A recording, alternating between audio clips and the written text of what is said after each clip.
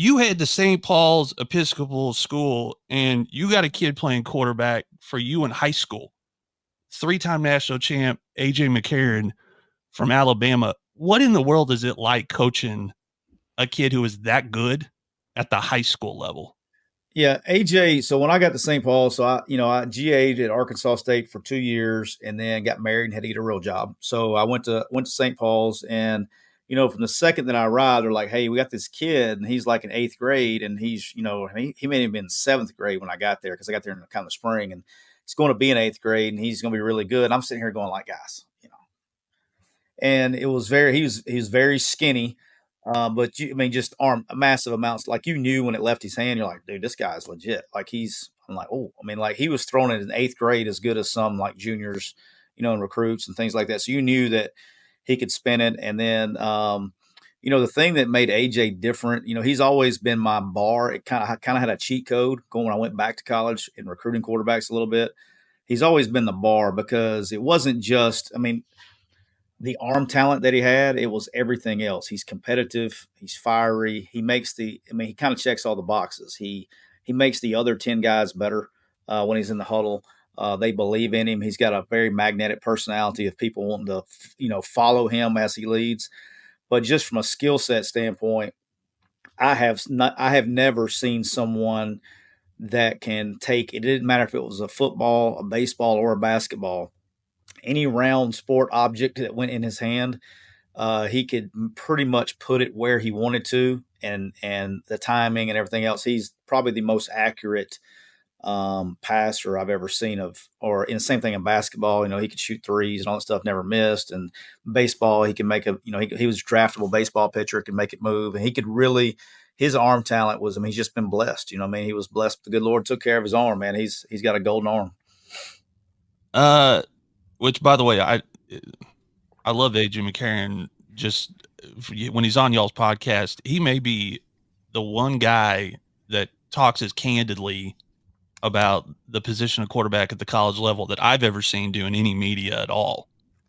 Well, he probably gets that honesty. He probably got the candid stuff early in his life. But yeah, there's no sense in sugarcoating it. That was kind of we had a very fun relationship as a player coach, and then we were both young though. And it's funny as it started out more of a big brother because I was so young. I was 20, I was 24, 25 when I started coaching him, and he's 14, and so it's gone in from that kind of relationship to now, we're in the 40s and 30s. So it's kind of turned into a good friend relationship as we've gotten older.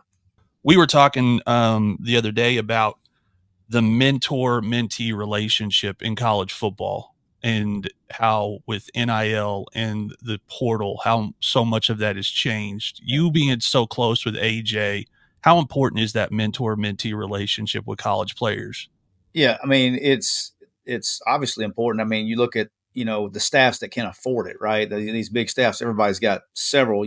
They're under the player development title or whatever title they have. But yeah, it's huge because it's especially with the demands that are on the college coach. The college coach is not there all the time. You spend a lot of time on the road. You got to have somebody. You got to have a rock that you can go and when for anything, right? It's not necessarily a lot of these guys, and just it's the way college football is, and I don't think this is a fan's perspective, but most players in college football come from a single parent home, and they don't have a male role model or male influence in their life, and you're in your most transformative years from 18 to 22, and you need to have somebody that can be that person for you in your life. But yes, it's huge, and it's easier to have, in my opinion. I think it's easier to have those guys on staff that have been there, done that, and guys that have gone through the same things that you have, whether it be at your school or for that coach or whatever it is, to have that sounding board to go. But yeah, it's a huge part of every staff.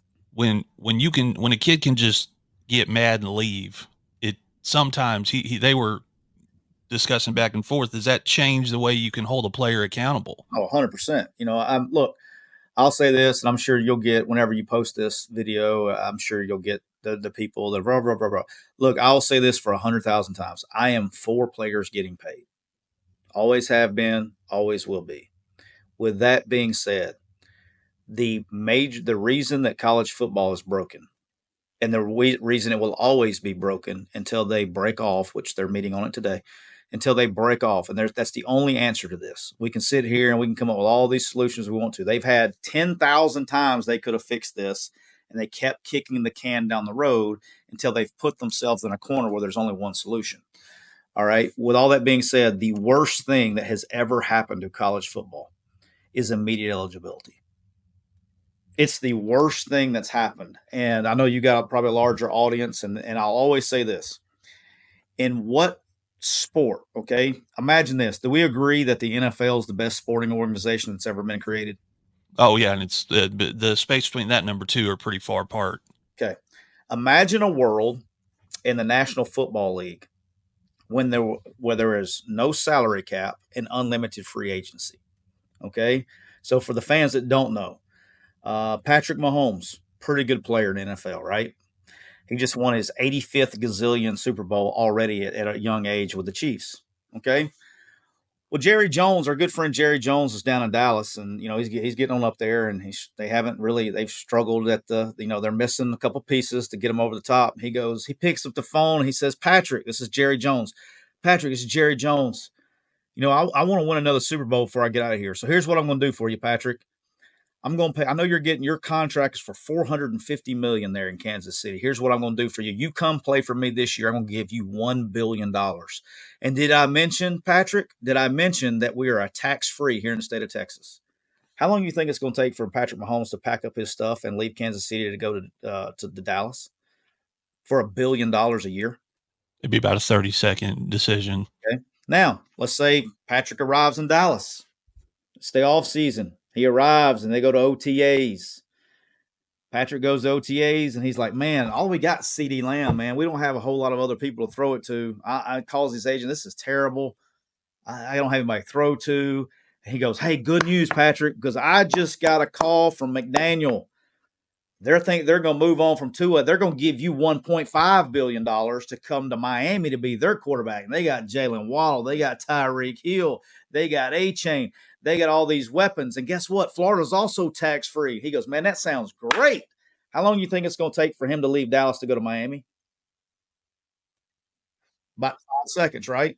Now, think about that. And everybody's probably laughing right now. Oh, that's funny. All that. That's exactly what is happening in college football right now. Right now. And I'll give you an example. Tyler Barron played football at Tennessee last year. He committed and came to Ole Miss for like a day. Didn't like it. So he goes from Tennessee to Ole Miss for a short period of time. Then he goes to Louisville for spring practice. Didn't like it at Louisville and now started the season with the Miami Hurricanes. Now explain to me how that make sense.